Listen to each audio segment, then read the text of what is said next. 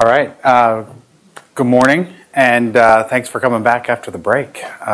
We've got the last session before lunch, so I know there's a little bit of challenge there to keep everybody engaged. And I just wanted to thank everybody for coming, taking time out of your Tuesday to come listen to us talk and everything. I hope that you're being able to pull back the nuggets and take things back to your organizations for that. So my name is Sean Beard. I've been in technology. It was amazing this year when I realized that it had been 20 years that I've been playing with this stuff. And I work for Pariveda Solutions, and I am the principal architect for emerging technology. What that means is, it sounds like a kind of a big title, but what it really means is helping our clients really diffuse new technology into their organizations. So as it comes along, cloud, big data, data science, machine learning, how do you really make sense of this? How can the business see the value, and how do we understand what skill sets and things need to be in the organization to really make all of that work? And we started with actually Expedia.com across the lake, where in 2009 we put in the first EC2 instance for their partner marketing group. And it's been fun to watch kind of AWS and watch this entire ecosystem kind of grow up and really reach a point to where we are now. And with full transparency, I'm not a data science practitioner. In fact, I'd probably call myself a data science hobbyist. And if left to my own devices, I could take the next 3 hours talking about how to process baseball data and calculating every known stat that nobody's ever heard of. But also, as you can see, I'm a lifelong Houston Astros fan. I've got 37 years of fandom built into that team, so it's been quite emotional at my house the last couple of weeks. But Pariveda, real quick, there's not a whole lot of detail I'm going to really give on who we are. I know we've got a good contingency in the back of people who can also fill in some of the details, but we're a premier consulting partner. And the one thing I did want to call out is that the competencies that we've been building in terms of DevOps, big data, even the Microsoft workloads, mobile, they all fit well within the machine learning lifecycle, and how those things go from getting the models to actually get them operationalized and running into production. So the things that we're going to talk about first is really machine learning in the business. That's really about, I know that we've got a kind of a mixed group in here where we've got data science practitioners and we've got folks from the business. So what I'm hoping is that for those of you in the business, you can understand the value and you can start to see where machine learning can affect or have an impact on your organization. And for those of you that are practitioners, you have nuggets you can take back to your business stakeholders to let them understand the value. The reason why I think that's important, and Mac definitely called it out in his presentation, was, the hype cycle around data science and machine learning is really high. You've got all these earnings calls where it's being mentioned.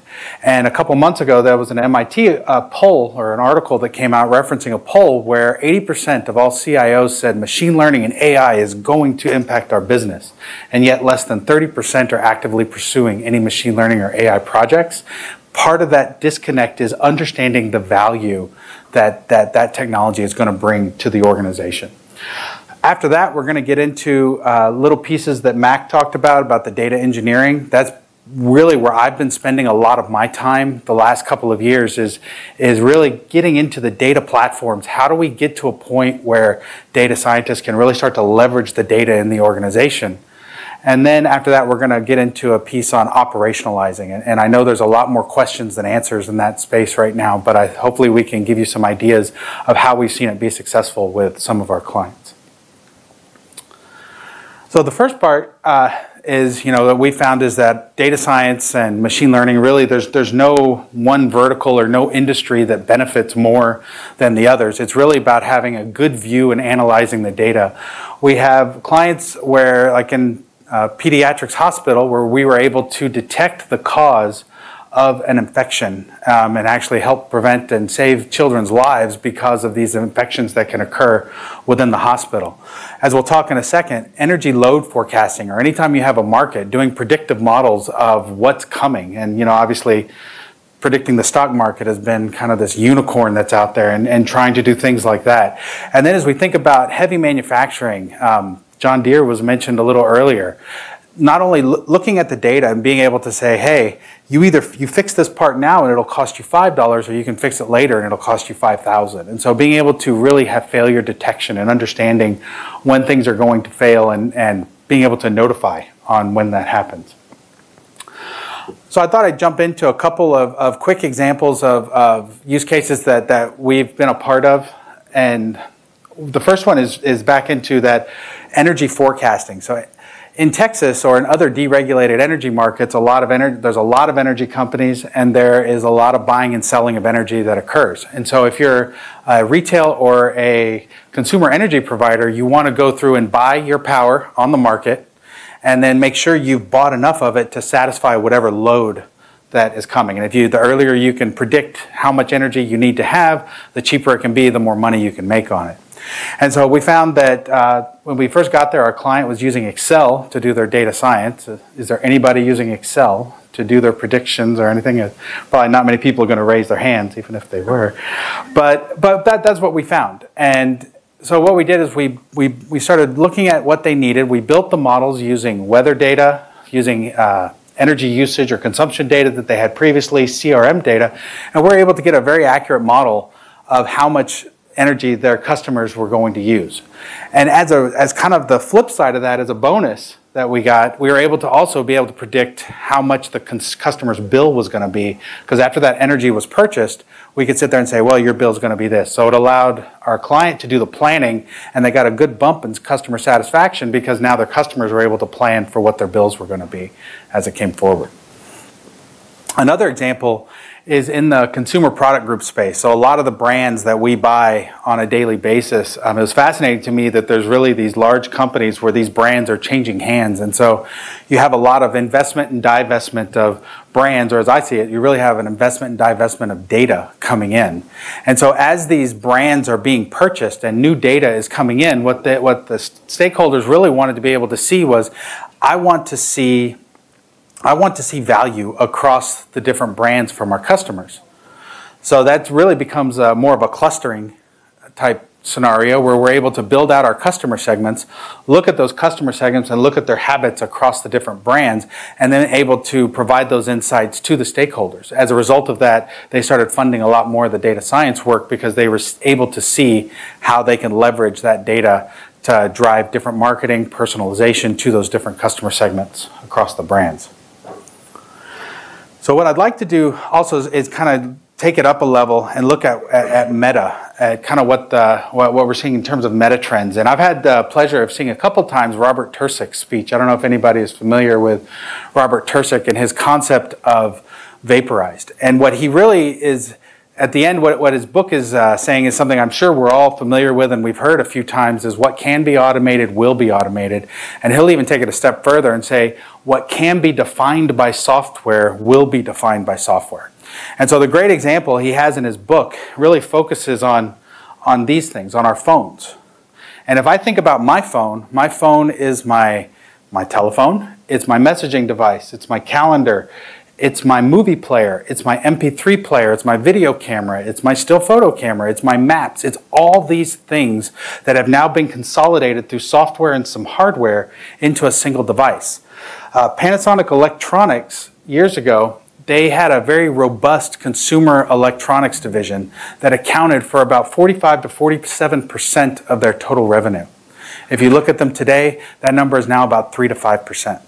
And so if you wonder where that revenue went, it's now that revenue is going to Alphabet or it's going to Apple. And you see Apple with a $750 billion market cap because what they were able to do is they were able to vaporize the consumer electronics space. And they were able to take, by vaporizing and turning it into software, they were able to take the revenues and take all that for themselves. And as I look at machine learning and I look at data science and I look at what it can do, I look at it as more of a vaporizing agent, and it starts becoming those insights that we can drive from the machine learning and data science are those things where you'll be able to identify new revenue streams. You'll be able to identify the processes or products in your market, in your organizations that can be vaporized and then reap the benefits from doing that.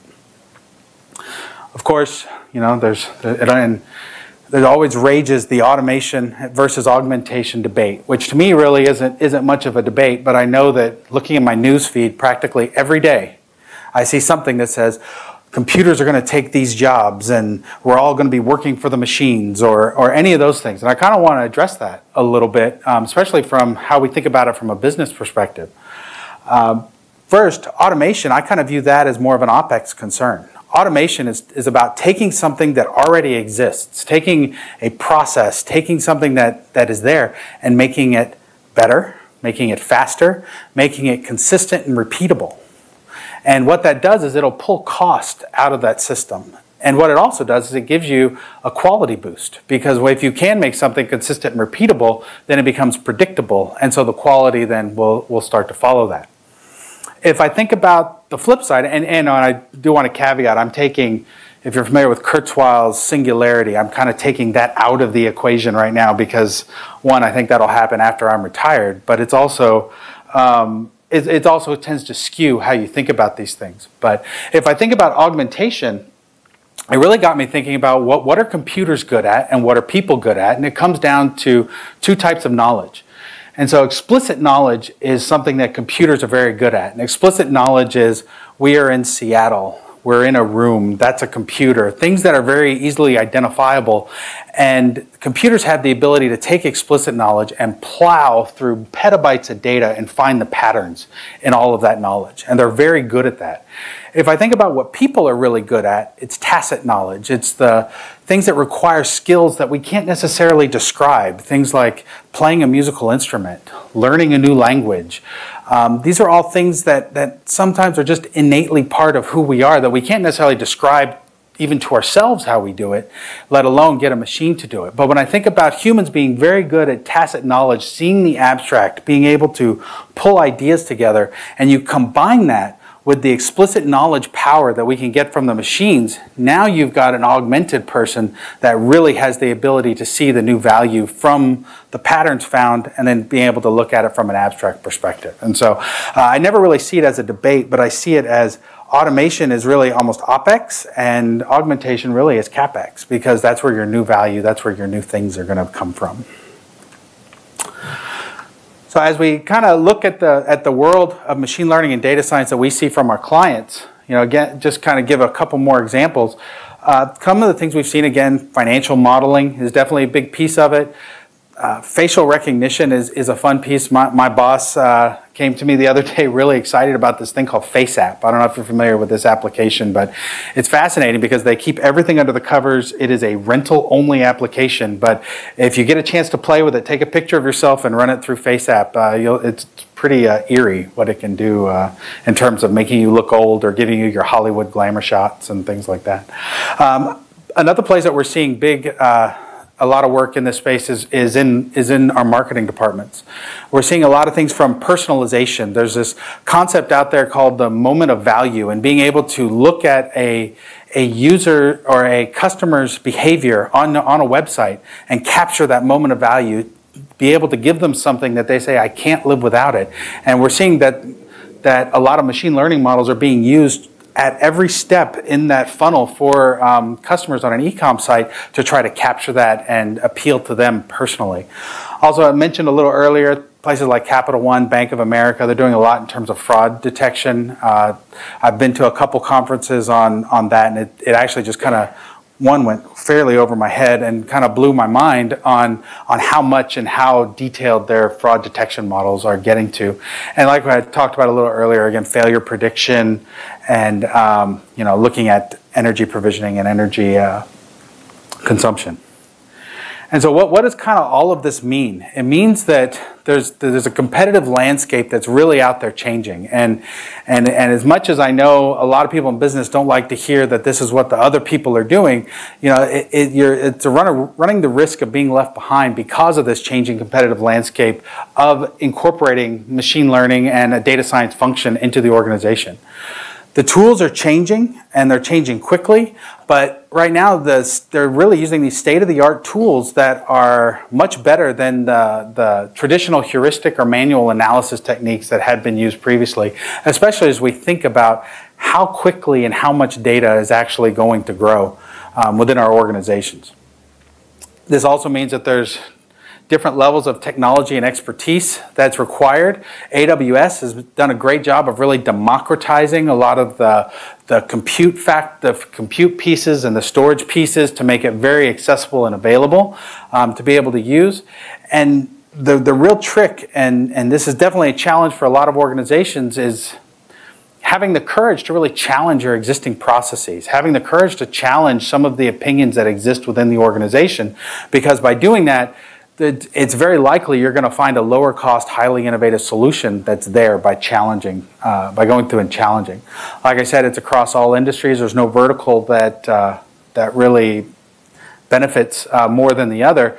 And then we get to this concept of prevalence and accessibility. And what that really tells me is that it's almost becoming a war zone out there on what tools are going to be the best. I mean, we've definitely seen a little bit out there of who's going to win in a lot of the different specific frameworks out there. But with the prevalence and accessibility, it's also good to remember that while you have access to those tools, so do your competitors. And so it's a war, it's a race, however you really wanted to describe that.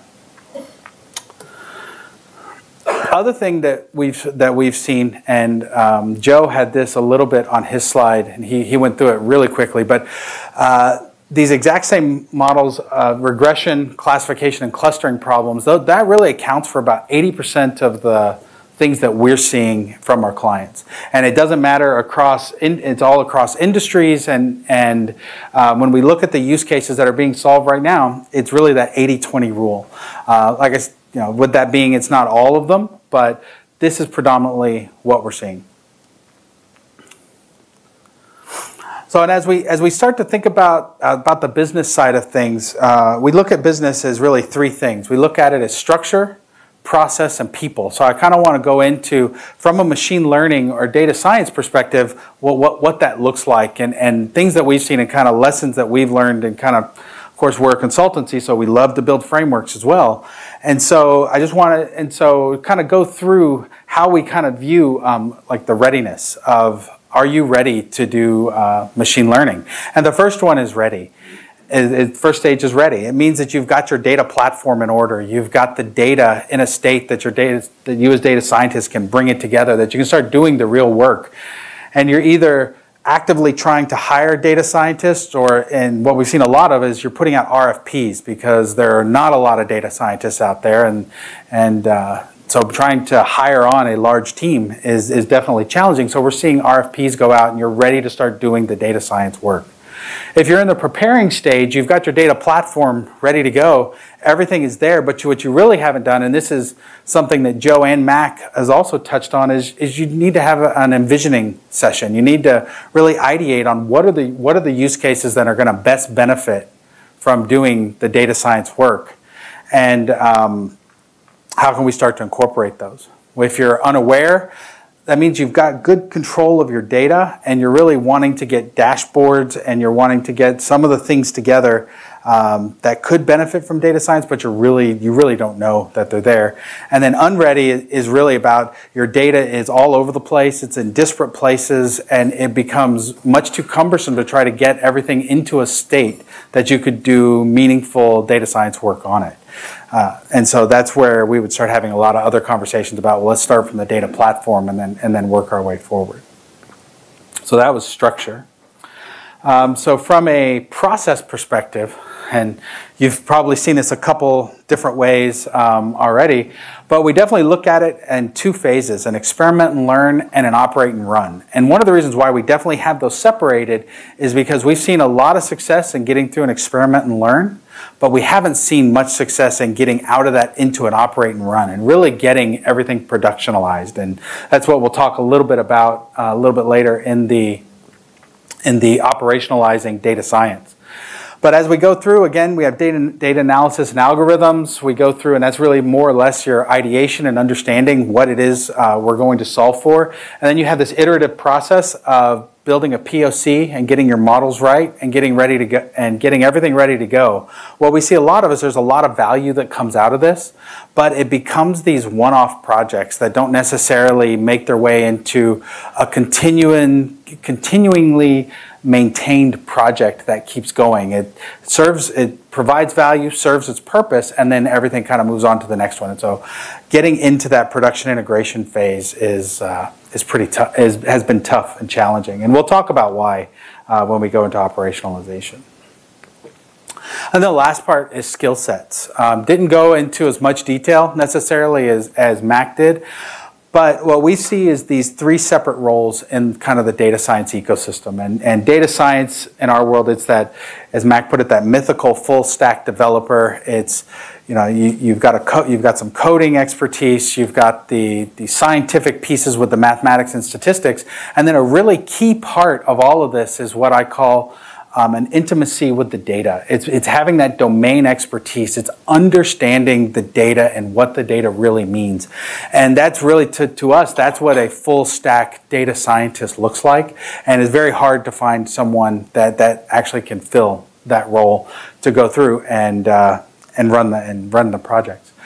Data engineering is a big part of it, because data engineering, as we'll talk about in the next section, is more than just data science. They're doing things of getting all the data in the organization together, running your analytics pipelines, everything from getting the data accessible for you as data scientists to getting things accessible to you as data scientists, as well as getting things for the organization, like putting things in Redshift for Tableau reporting, or getting things for downstream web services that need to be processed. And then there's the software engineering side of things. The software engineering piece is really still is an important role, because it's what can take your models, it can take the work that data scientists have done and then make it available to the rest of the world. Can put the web service that lives in front of the predictive model so you can service the predictions. Put your models into web applications that can then ask, hey, is this customer about to buy something? They're the ones who are really going to have that process of making the models accessible to your users. And then the last part I kind of wanted to talk in terms of people. There's an article I read a couple years ago that basically said doctors need to embrace and learn data science. And I thought about it and I said, wow, that is ridiculous if I sit there and think about it, because we're saying that a doctor needs to go through and learn what many of you have been trained to do. And by the way, you also need to be a doctor. So it just kind of throws me off. And I realize that what that really means, if that is the case, if that's our future, then these roles, then we have failed. Because that means that the data science and the tools have become more important than the job that the tools are being used for. And they've kind of gotten in the way of a doctor being able to diagnose. It's like I talked about before about what augmentation looks like. It's taking the work and the models that data science has to really augment the job of being the tacit knowledge that is being a doctor, and allowing that doctor then to improve the diagnosis, to have more tools and have more data at their disposal to help inform the diagnosis that comes. You know, I know there's a lot of articles out there that talk about the machines being able to make the diagnosis, and I'm not on that boat yet. I'd have to see a little bit more. Well, let's just say I won't trust it yet. That's for certain. But oh, they put some old slides here. All right. So what we're going to do now is we're going to move on. Old slides got in, but we're going to go on and talk about the data platform. And we're going to talk about the work that really enables the work that a lot of you have done. We definitely want to address, you know, Mac made mention of it, where a lot of data scientists talk about 80% of their time is spent doing non-data science work. And so the data engineering aspect of your data platform should really help make that not the case. Should make it so, just for the sake of argument, 20% doing non-data science work, 80% doing data science work. And the way I like to start and talk about it is I like to sneak things like this in. And if you're not familiar, these are the Lascaux cave paintings in southwestern France. I love this because if I think about it from a data perspective, this is the greatest example of data persistence that we have achieved as a species. These paintings are 20,000 years old, and that's not to say anything disparaging or anything about S3 with its 11 nines of durability, but we'll come back in 20,000 years and see the data there, and then we can have a basis for comparison. What I also like to use this for is ways of looking at how we've dealt with data over time, because I like to see things in the light of evolutionary processes. So if I think about, it started with these cave paintings, we had the introduction of paper, which solved a high availability and accessibility problem with our data. We got the printing press, which solved the scalability problem. And if we think about the Dewey Decimal System, then that really gives us a good query and indexing engine for our data. And so I think about, so when I see these paintings, I think about it as we sit here and talk about data science, that this is a very evolutionary process. And again, we're standing on the shoulders of giants, because everything that we have is basically as a result starting back 20,000 years ago is when these paintings were first created. And so from that metaphor, I also want to say that it also behooves us to be good stewards of the data.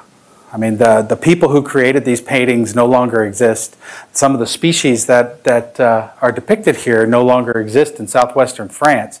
And it's not necessarily to be morose about the data outliving us, but it's more as our functions change, as we move away from the data, we need to be good stewards of what we leave behind.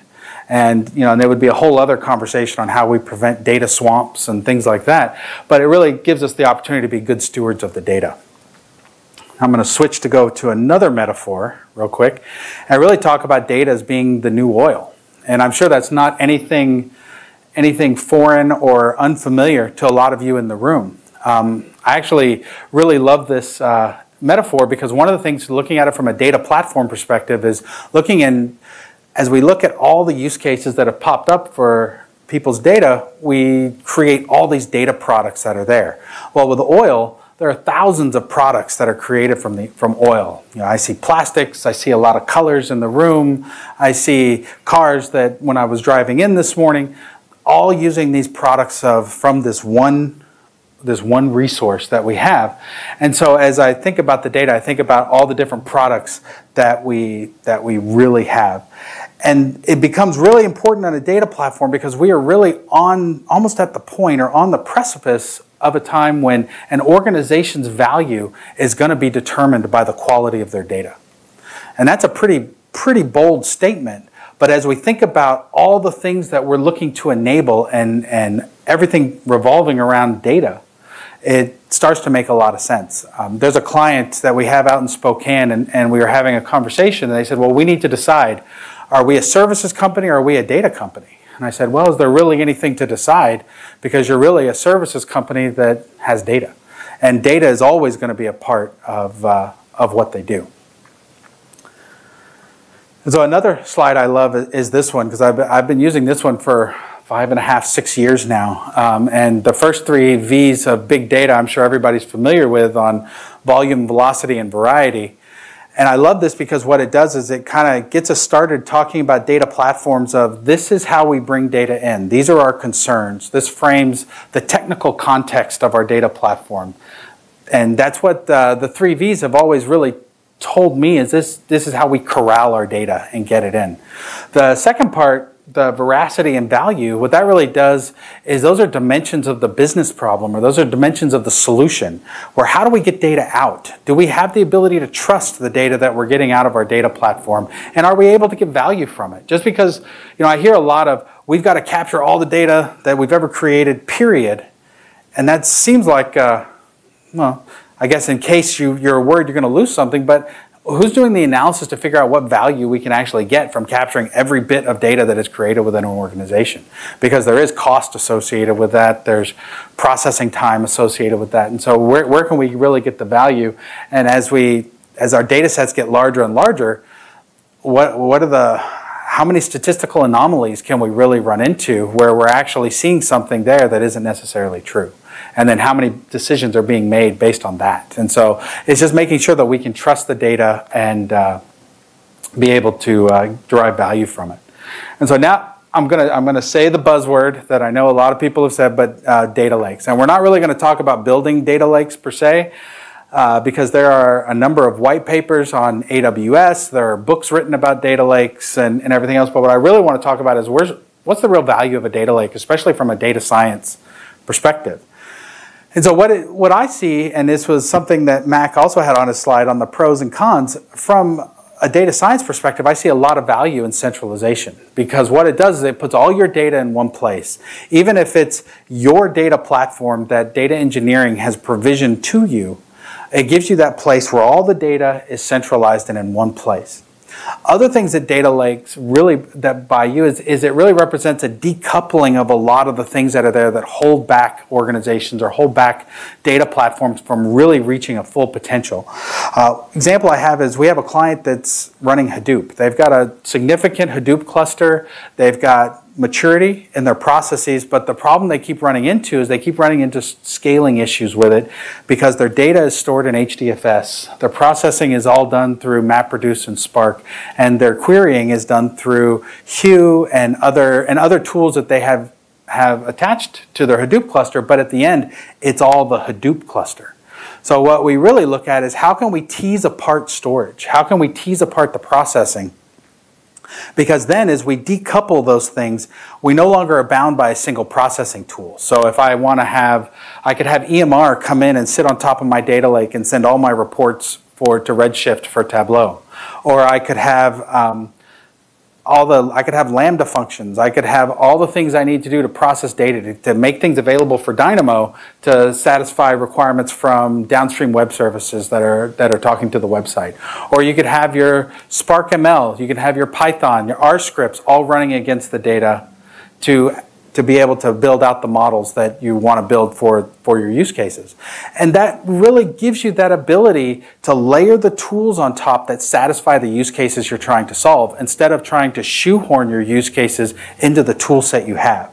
And that's really where I see the value of that data lake is decoupling all those different pieces from each other so that you can get so that you can handle all the different use cases that are coming. Now security. This is the more complicated, this is definitely the complicated piece with centralizing data. And so, once we start talking about using IAM roles and securing using the AWS infrastructure management pieces, then we get into governance, which I know is a word that, well, it's gotten me in trouble a couple of times using that word. But a couple of weeks ago, if you saw some of the Gartner Symposium pieces, they talked about how data lakes and governance is a tough issue. Because if you've centralized your data, then I have user one who has read-only access to very little data coming in and requesting data against your data lake, and you've got the other data that has access to doing PII data.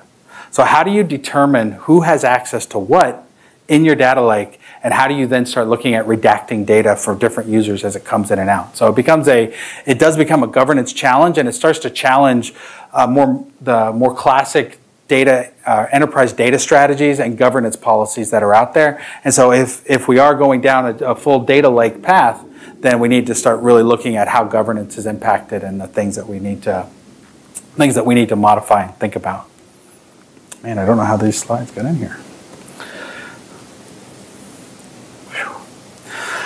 So what we've come up with from a data platform perspective, and this is not just all brand new, it's really derived from other white papers that are out there. AWS has a great white paper on stream and batch processing on the platform. There's other things that I know Pinterest has a similar platform that goes through. But what we really started to look at were what are some of the problems that we've seen with processing pipelines and getting data into the right hands. Well, one example that for our first starting point was we had a client who had an incredible amount of data, and it took them 25 hours to process 24 hours worth of data. And so just just let that soak in a little bit, because it basically says, hey, our reports are never going to be up to speed. So how do we start addressing that and solving that problem? And so we started looking at all the different pieces that really goes into that. And it was really a factor of ETL tools, your more classic SSIS, Informatica type tools that really are just good at vertically scaling. Well, once you hit a certain level of volume, variety, and velocity, then those systems all start to break down and can't really handle that level of processing. So we started saying, okay, so how can we really leverage AWS and how can we fix these problems? And so what we've got is we've got this pattern where each one of these items up here are completely decoupled from each other. So we've got the data lake, which is the storage piece. If we think about decoupling the processing, that's really the ingest, model, enhance, and transform piece. And then the D part is the delivery, where that's our query engine that allows us to access all the data products that are created. So if we look at the functions there, ingest is pretty straightforward. It's getting all the data together and bringing it in. The model phase is not the modeling phases from a data science perspective or building those models. Excuse me. Building those models, but it's really looking at your master data models. What does master data look like for the organization? And so what does a customer look like? What does a provider look like? What does a product look like? Those things are all very well defined somewhere within the organization. And what we do is, as we ingest the data, we get the raw data that we're ingesting into those models. And that also gives us the best opportunity for doing QA on the data, because I know a big problem that happens with data platforms all over is quality of data actually coming into the system. That gives you the ability to QA the data and say, hey, do you have a minimum number of data elements here that we can actually make this look like a customer? Once we get into the enhancement, what that does is that's where we do a lot of our lookups. If we have a customer ID, we can fill all that in. We can do all the things that we've done in our analytics pipelines of just enriching that data, because the goal is to get things to that highest fidelity record, which again is feedback we've heard from data scientists on our clients, is that's what they want to work with, as many data points as we can possibly give them. So we want to enrich that data to get it as high fidelity as we can, so that when the data scientists then take it, they are starting from a point of having as many data points to work off as they can. The transform step is really where all the work happens. If we go back to the oil analogy, then transform step is the refinery. It's the thing that actually starts to create those products. It takes all the data pieces, combines them together. We'll train your models, we'll train, validate, and then control the deployment of your data science models. It's the things that generates all the data products to satisfy all the use cases, and then passes them off to the delivery endpoint, which can be any number of things in terms of DynamoDB databases. It could be web services querying to get data out of the data lake. It could be Redshift. It could be any number of services out there that your downstream consumers want to consume from. Okay.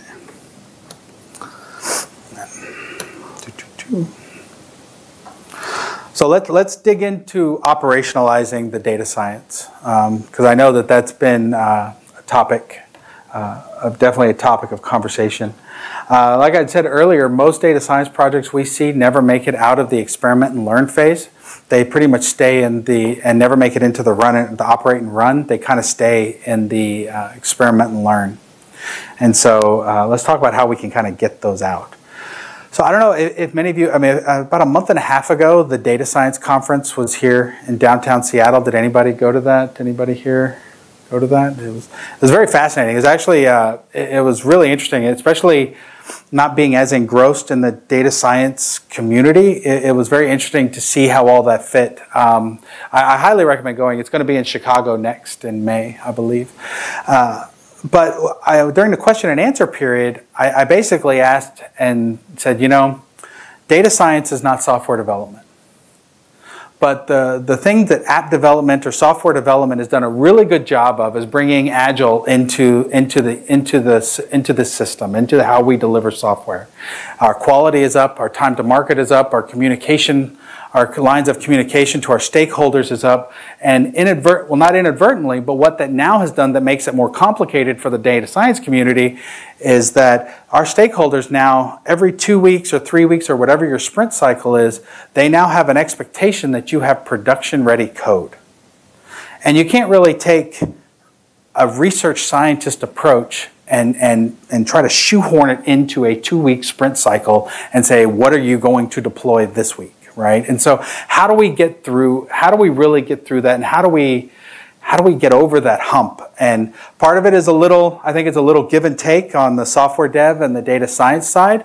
And what we're kind of going to talk about is this concept that is actually really new, but this concept of data science DevOps, because one of the big steps forward from software development was this concept of DevOps, of owning the deployment of your software, owning not just the writing of your software, but owning the deployment and the run and operate aspects of your software. And can we incorporate data science into that type of world, into that DevOps world?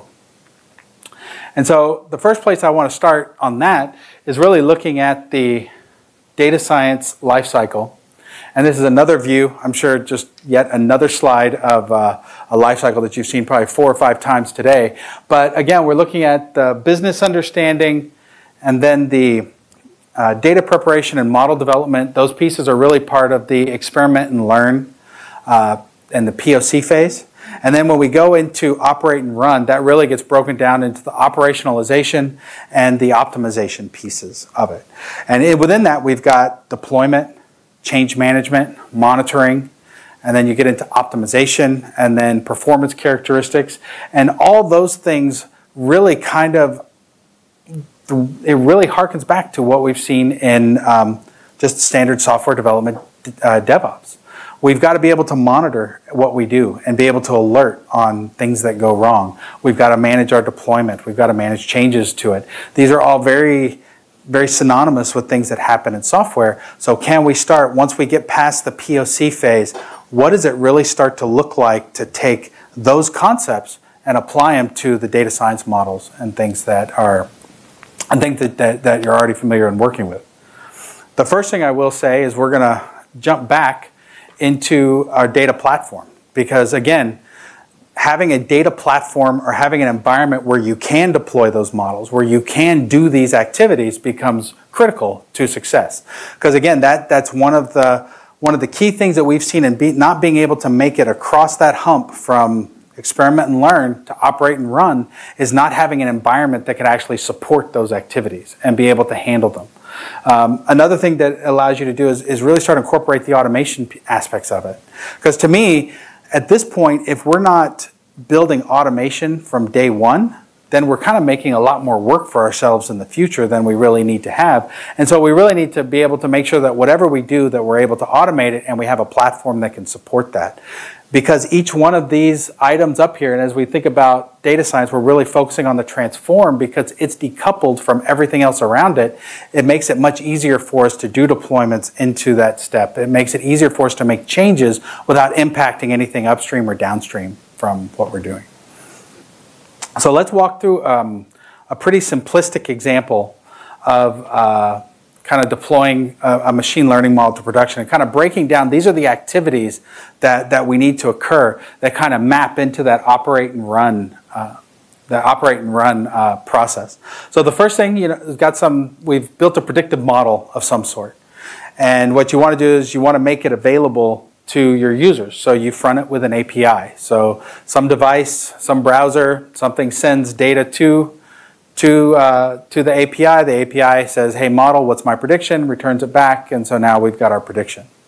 But what we're missing in here is, what's been talked about a little bit in that real world drift. The models are representations of the real world, and they're really representations of the real world at a point in time. And so how do we compensate for drift that comes through? Well, we need a mechanism to retrain, validate, and then redeploy our models that we have there. And so, and we could also add a timer on there so that it happens once a day, once an hour, once a month, whatever frequency we feel like that we need to compensate for changes in the real world as it kind of comes together. And then it goes through, we build our model, and then we deploy the model. And I'm always fascinated. I always use animations in PowerPoint so infrequently, it always fascinates me to see it actually work.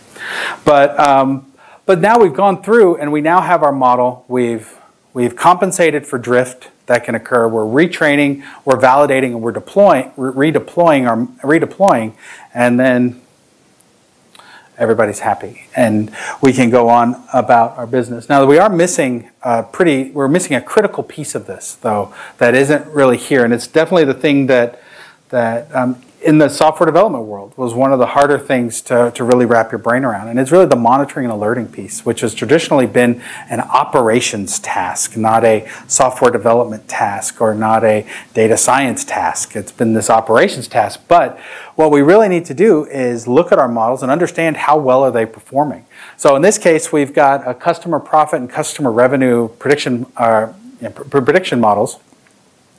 And what we want to do is we want to make sure that there's a level of accuracy, in those. And so what we would need to do is create, basically we create a new model with the data, And so we can then start testing the prediction accuracy of it so that we can say, like Max said, you know, are we beyond 1.5 standard deviations, or is this the case where we're giving the wrong credit scores? Because it sounded like they weren't actually monitoring their models whenever that was happening, because they should have been able to catch that. And so then if we do find that that drift has occurred, the key piece then, it's alerting the team. It's making sure that an alert goes somewhere, that somebody is notified that the model is no longer accurate. It's no longer giving you the results that you expect it to have. And then giving it another, then in this case we're using an API to actually trigger a retrain, validate, and deploy so that we can go through and get it up to speed.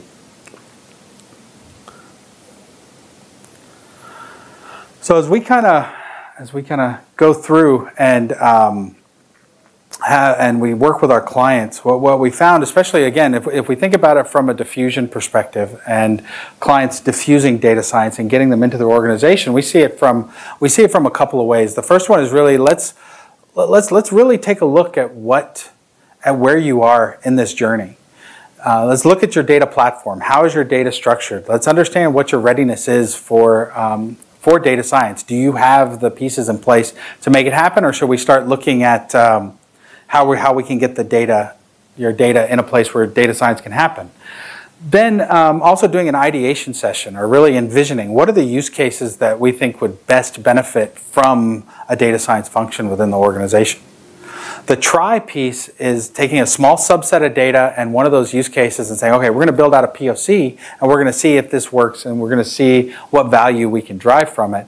And once the decision is made that value is there, then we want to go through and give you the full production integration perspective, which means putting in the data science DevOps pieces into the environment, making sure that the data platform is doing exactly what we need it to do, and that we have all of those things of the ability to monitor, retrain, validate, and deploy the models. Models are there, and these time frames are all really just basic estimates of how those things would look.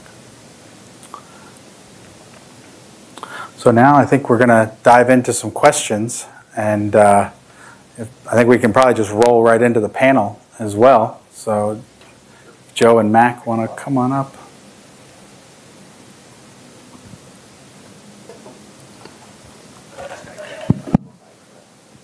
We got some handheld mics.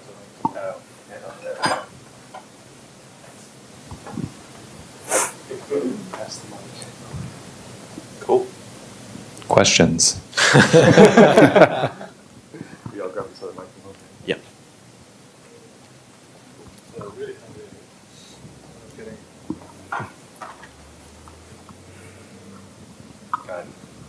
I have a question about annotation. Okay. So, for any of you, have you found that it's better to be more general with your annotations or more specific? Like, is it better to leave out? Could do this. Okay. Is it better to leave out information that might be useful, so being more specific, or being general where you might accidentally add information that's not as needed? Does that make sense? Yeah. You're the one who spoke most about annotation. Why don't you take that? I think you typically annotate for the problem you're trying to solve. I think if you're targeting something like very dense computer vision problems like detection algorithms, you want to annotate as densely as possible, bounding boxes around or semantic segmentation and classification of as many objects as possible. So more data is better, because ground truth is very valuable. So yeah, the denser the better, certainly, and you can decide what to use. Well, so the denser the better, but I'm thinking of like for region-based, if you have the edges of the image that you're looking at, is it better to like go outside of that edge or stay within those edge? Yeah, there's two approaches to I guess object detection. One is really semantic segmentation, that's classifying every single pixel in the image. Some people swear by that. Others regress to a bounding box and try and put bounding boxes around everything, and others swear around that. And Facebook, for example, has been kind of the champion of that approach with their mask RCNN, faster RCNN approaches. I mean, I think they're different approaches to basically the same problem. So in my opinion, I think if you can classify every pixel on more of the segmentation side of things, I've seen better results, but you can use either approach. Okay, thank you. A very simple question.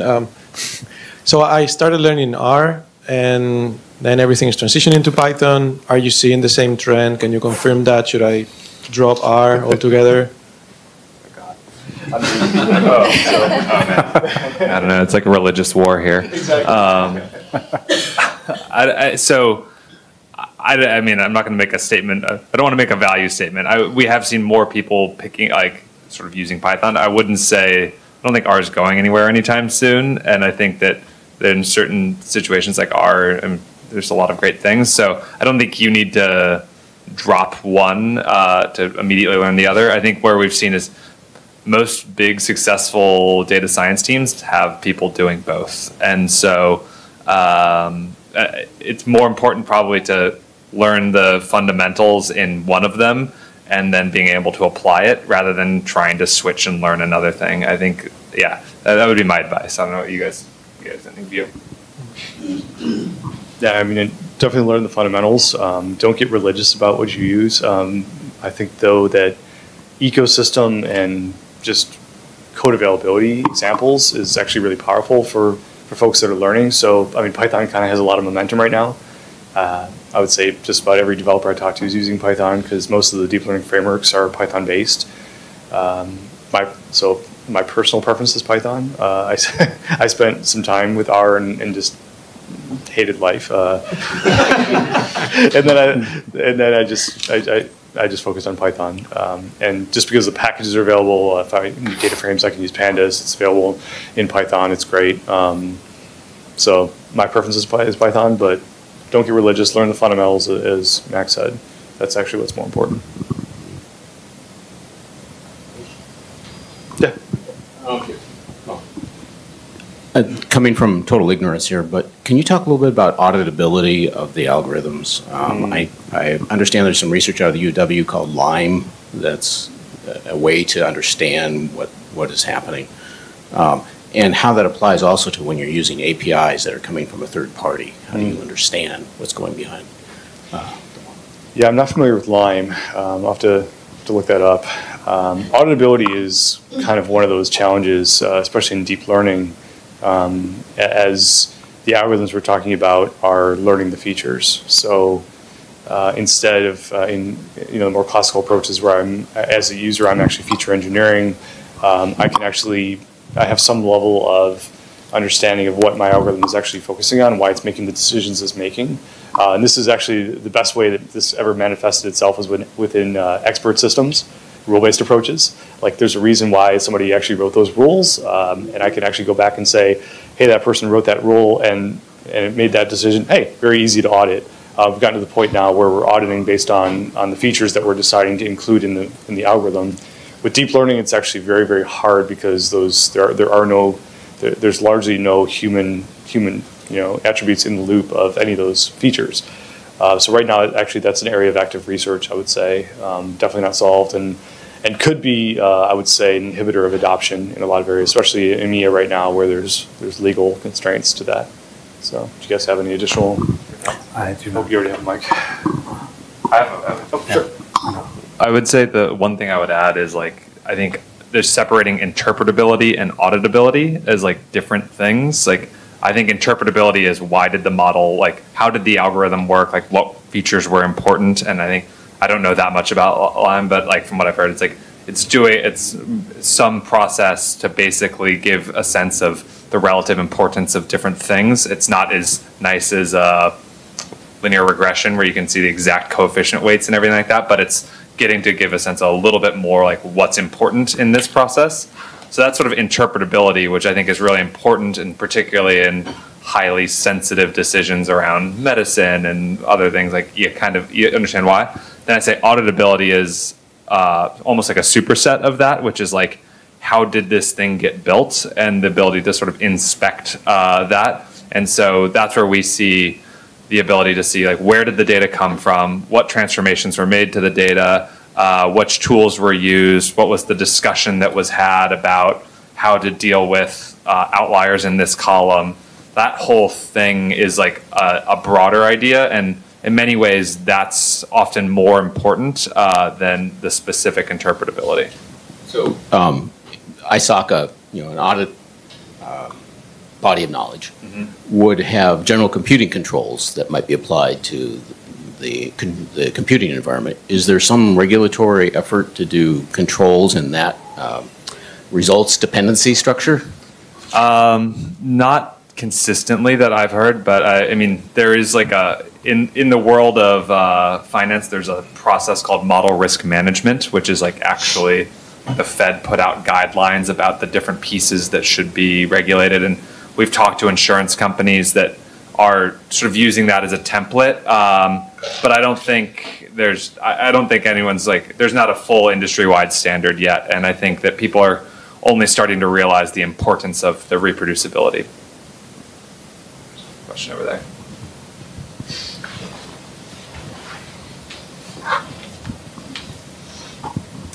Hi. From your experience, what is the relationship between like the business analyst role and the data science team? And if you have like maybe examples of where you've seen like good relationships or bad relationships and how they work together. Sure. I can also go. You go first. All right, I'm gonna get my thoughts together. No worries. So business analysts, data scientists, yeah, a lot of different types of relationships. I think where we see it go poorly is when data scientists are consider themselves better than or like aloof. I think that can lead to a really unhealthy relationship. Where we see it go better is where like there's a recognition that each side needs the other side. Data scientists might have a lot of technical expertise and can make the trade-offs around hyperparameter choices, but the business analyst will have the expertise on how this thing actually gets used. One of the insurance companies we know, they took a pretty cool step where they actually created, like, they took a lot of their business analysts and sort of elevated them to more like that role I talked about, like the data product manager, where because those teams have already been sitting with the marketing team, the HR team, the risk team, et cetera, they know the problems in and out, and they are responsible for sort of grooming the backlog of problems, and then they address sort of like what I call the bookend problems, which is like, what problem are we solving, and then like, how is it getting used, and is the adoption there? And so I think that's a pretty cool way to elevate the business analysts. And then the other thing we see is that people build templates. Data scientists will build templates that business analysts can run. So at DBRS, they have a bunch of credit analysts who are like Excel jockeys, and they will build APIs that can basically be called from Excel, and then those things will drive. And the nice thing is that they have auditability. They can know which version of the API ran. They can keep track of all the inputs and outputs, but then the analysts can still work in their preferred medium. Yeah, and I think the business analysts, I talked about the intimacy with the data. They're the ones who are going to have that. They're going to have the context that the data is important in, so they can help fill out that full stack data science piece where we've got the domain expertise with the coding, with the mathematics, and so that's where I think a place where we've seen it go bad is when the business analysts are thinking they're the data scientist, because they don't have the training, they don't have the understanding, and not understanding that they've got the domain expertise, but they don't really go beyond that much. And so that's where we've kind of seen things go south. Mike, you spoke about the ROI math. So assuming we have a problem that we need to solve, and two data scientists have different modeling methodologies that they'd like to follow, it's hard to do a POC because we are under a time crunch and it's a data sync. Do you have any guidelines on what's the proper way of doing this ROI math? Yeah, I mean, it's hard because it's a little context specific, but the way that we've seen people do this well is like, think about, okay, like think about the business process that we're trying to change. Like, how much value, like maybe it's how we hire candidates. And we see in the initial resume screen, we spend 70% of our time. Okay, and like literally map, like we see people like take Lucid Chart or take PowerPoint and map out the process in pretty good detail. Then they're like, this is the value at stake here. And then they're like, well, if we hit this piece of it, here's how much time is spent. And maybe we could save 10% of, maybe we could cut out 10% of that. And then they run that. And then the idea, and then when it comes to modeling approaches, they tend to go for the simpler, sort of less costly thing first, because you'll probably learn something halfway through that you didn't know before, and you really want to have the least expensive way of doing that. And then if you get a little bit of lift, then the stakeholders are like, oh, this is cool. And then they're much more willing and to give you the rope to try a more advanced technique down the road. So that's sort of the process we've seen.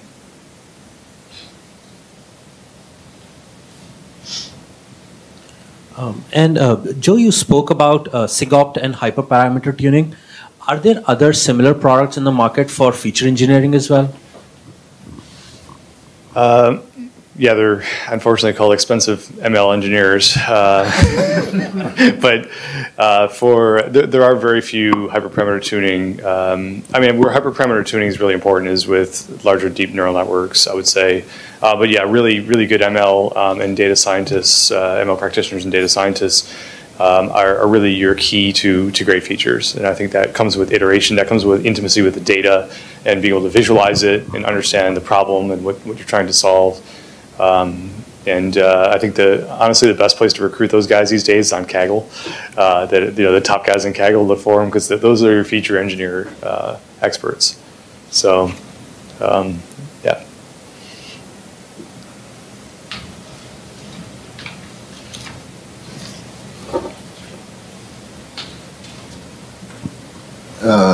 This is a little bit more of an abstract question, I would say, and Sean, you kind of touched on this in regards to kind of job loss, but I'm curious as to what your thoughts are or kind of where you are on the spectrum when hearing like Elon Musk talk about how kind of the advancement of AI and supercomputers could end up being like detrimental in the long run. I was just curious if you guys have thoughts about that or if that ever comes up in conversations. Well, I'll go ahead and kick that off. There's a great, well, it's really funny, and this is all, I'm just saying this in jest, I don't want anybody to take it too seriously, but there was a great cartoon I saw that really showed, and I wish I could draw it, but it basically shows a hockey stick and a person sitting right there at the inflection when the hockey stick goes up. And and that's kind of how we can look back at innovation. Now we can look at these really big leap steps forward, is that we kind of just technology kind of hockey sticked up. But as we sit here today, we never see that hockey stick, and we're right there. And the whole thing, they use it to illustrate, because they said that we're going to fulfill Carl Sagan's prediction of us not surviving our own technology, because we're going to do something really simple that we don't think has any impact, and the machines will then take it and do away with us, basically. But I think that, it becomes, if I think about even the things that Elon Musk is saying, or if I think about where we really are in the computer and what computers can really do, like a computer can't understand a simple sentence. They can't understand the context of what actually is happening in a simple sentence. And so, like the new Turing test, I can't remember how simplistic it was, but the new Turing test is really just a sentence to try to see if a computer can understand it. And so I'm curious as to how far out we really are from that. Is it 50 years away? Is it 100 years away? I mean, a lot of estimates are saying we're 50 to 75 years away from computers being able to actually understand and operate at that level. And I think that right now, machines are really good at finding patterns and known data, but I don't think we even have a model for what it looks like to bring in the abstract, to be able to like have a picture in our head and then take that picture and then draw it on a piece of paper. And when machines can start to do that, then I'll get nervous, and then I'll be a little worried. Yeah, I think we get overexcited about these things that we see announced, like a computer was able to recognize cats in images. When you actually dial that back to what is actually happening, it's pixels within the images looking for patterns, as Sean mentioned. I think that we have a lot of algorithms today that are really good at narrow AI problems, very, very specific things. But a lot of it comes, as I mentioned earlier, around the bias in the data that we're annotating. So the fact that we have literally armies of people out there annotating this data, that's the foundation of what these problems are being solved with. Now, they're also, I guess the counter to that is there's these new reinforcement learning algorithms that are powering things like AlphaGo Zero and that, but that's also not a solved problem. It's great for certain problems, but you can imagine it's been playing itself for, say, 40 days to get to that state. It's kind of like applying reinforcement learning to an autonomous vehicle and saying, go learn how to drive around the road. But it had to crash 1 million times to go learn, or more, to learn how to drive down that road. So that's not actually tractable in a real environment. So, I think we're a long ways away from these things actually having, being able to really learn in an environment and be able to just keep getting better and better at problems that are beyond these narrow problems, I would say. You want to comment, or? I have nothing more significant to add. All right. It's a fun topic to talk about, though. And the Mark Zuckerberg, Elon Musk Twitter war is very fun to follow. So, yeah. This question for any of you guys: do you guys have any experience in the health insurance industry? And if so, can you share some of the challenges and successes that you've had with them, and how they have to function with the hospital and provider networks, and how data science all fits into this also? I've not had direct experience. I mean, the one thing I would say is the data access piece. So like the data security in the healthcare industry has been a thing that I think it makes it a little bit harder to sort of get traction with some of the early wins. I mean, obviously the data should be taken it's very sensitive data, and so I've worked less with that industry than with others, and so there's lots of people doing cool things in terms of the diagnosis stuff, but in reality, I think if we look across it, it's been a little bit more lagging insofar as people are trying to sort out how to get the information before they can actually develop and deploy the model. That's just like a sort of outsider perspective. I'm Steve Spalacek from Amazon. We're so serious about AI and ML. I'm a sales specialist focused on that. Or when you tell me about the health insurance industry, tell me a little bit more about that, because I have partners I work with. There's one in particular here called Kensai, where they literally have ingested millions and millions of patient data. So they work with providers and payers as well. So they can say, look, this person has come into the ER and they've had these 3, symptoms. There's a 98% chance they're going to come back with kidney failure in 3 months. They do stuff like that, or bed optimization, things like that. So yeah, absolutely. Thank you. Yeah, no worries. Anybody else? Oh, there's one. Yes, I believe Mac and Sean, you both talked about the myth of the full stack data scientist. Could you describe a little bit of how you describe to management and or clients why they might need a team or a specific flavor of data scientist as opposed to this mythical unicorn? I think it's sort of best told in analogies. It's like, do you have one type of software developer? It's like, does your entire product and engineering team have just you only hire one profile? And people tend to be like, of course not. But that's because they've been in it for 15 years. And so I think that analogy is tended to be the thing that resonates most. Or you want to get really theoretical, you're like, guys, it's just like typical specialization in any economic industry. As it becomes more important, people start to develop specialization. And so since Adam Smith in the Pin Factory, that's been a thing. So depends on what somebody responds to. And I think, especially as data science, as we kind of position as that this is the future. And we talked, the question a little earlier was on the business analyst and the role they can play. If, bringing if we were to hire a group of data scientists, then we would still need those business analysts. We would still need that deep knowledge on the business data and what's important and why. And so I think it becomes part of an evolving role that the business analyst plays in that system, in that whole ecosystem as that moves forward.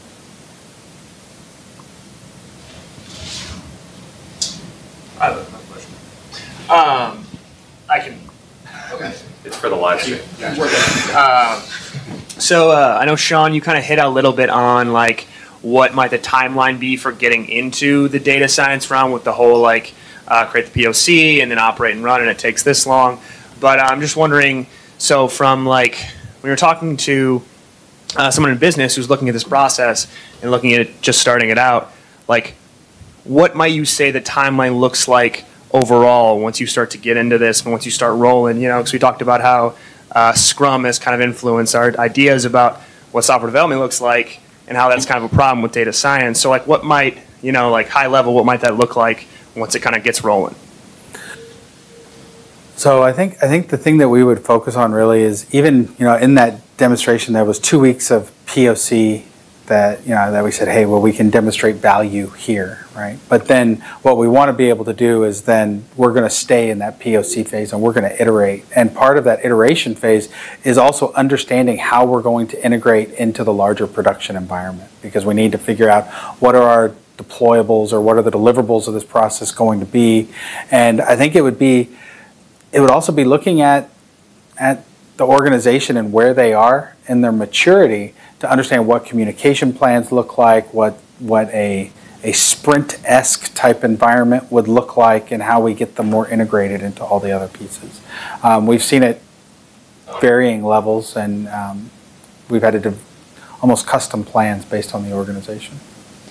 Yeah, the only thing I would add is I think you got to be careful to not let. I think sometimes the business mindset is, oh, we need like the 5-year grand strategy. And I mean, it's good to have strategy, but sometimes that can lead to paralysis on getting started. And so we see like the best ways is like getting a few early wins and picking a business vertical or a department that is sort of open-minded and willing to work with you.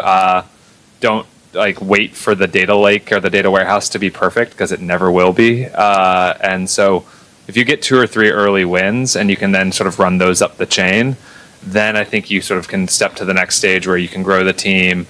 You can like sort of expand beyond, maybe started in performance marketing, but now you can start doing HR analytics, and like that type of thing. That sort of bottoms up approach tends to work better.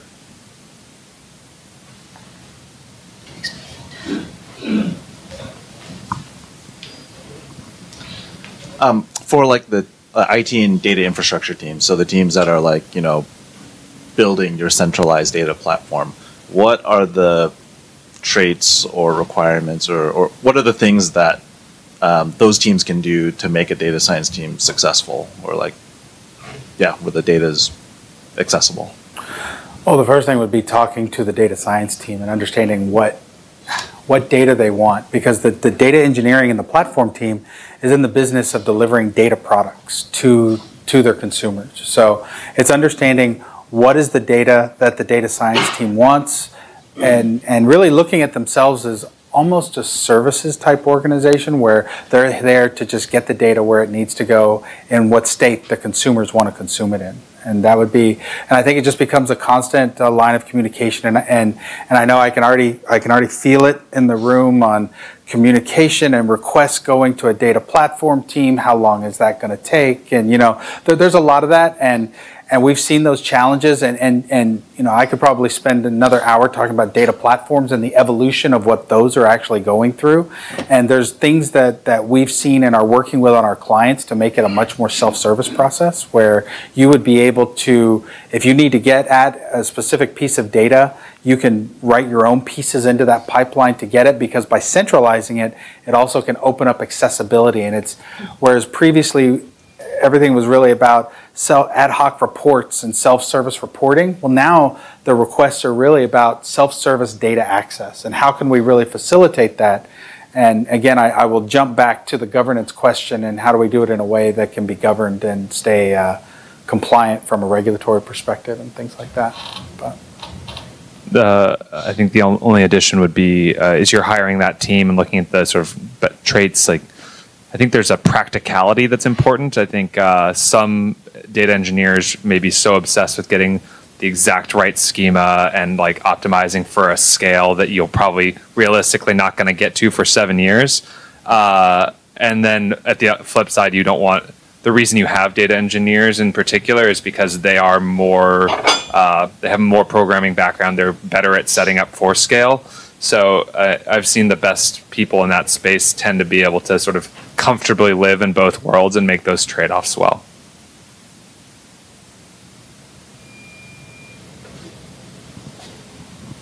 Could you address synthetic data a little bit? Is there a methodology for that? Is there tooling? Do you inspect the data set and then it goes off and creates synthetic data? Could you just talk about that? Talk a little and give a little bit too, but sure. Maybe yeah, go for it. Okay. I mean, I think that synthetic data at this point probably isn't 100% proven. I think that we use basically synthetic data for a couple of reasons. One, for benchmarking purposes. We love to show how models can train on synthetic data, and it's useful for charts and graphs.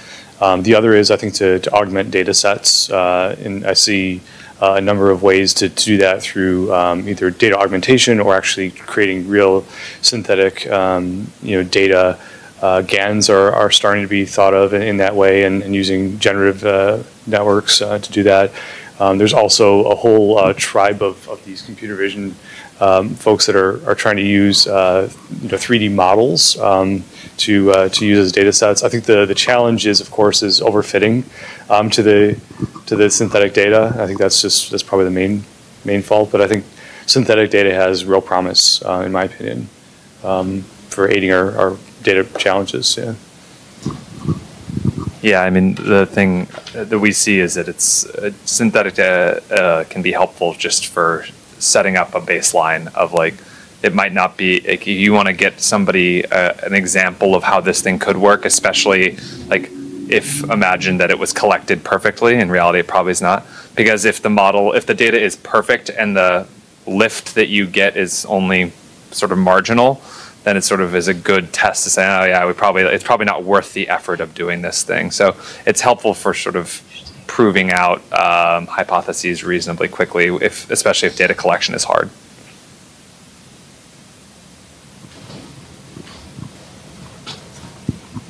I hope that this kind of dovetails into that, which is we've kind of talked a lot about post-accepting of a problem to solve, and you spoke a little bit about like the back of the napkin math for consultants to say it's 20,000, 10,000, or 100,000 kind of ROI stuff.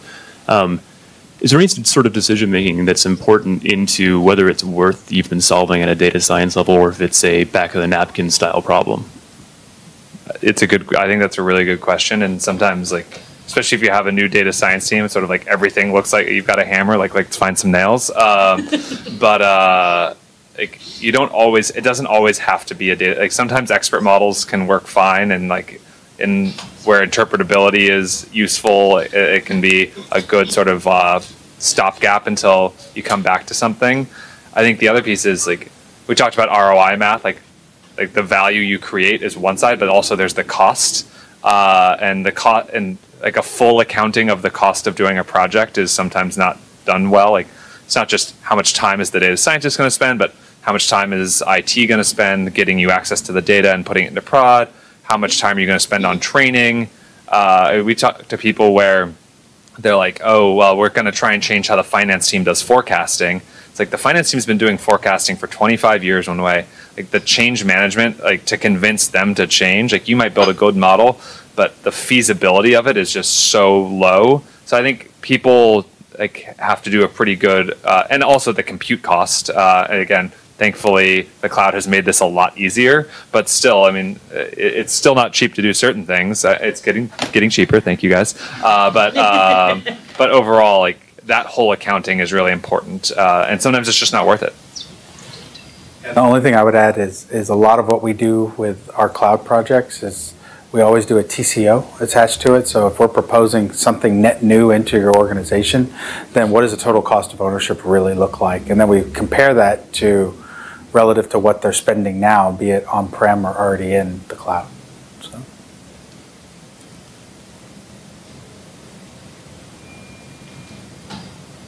Ready for lunch? Ready for lunch.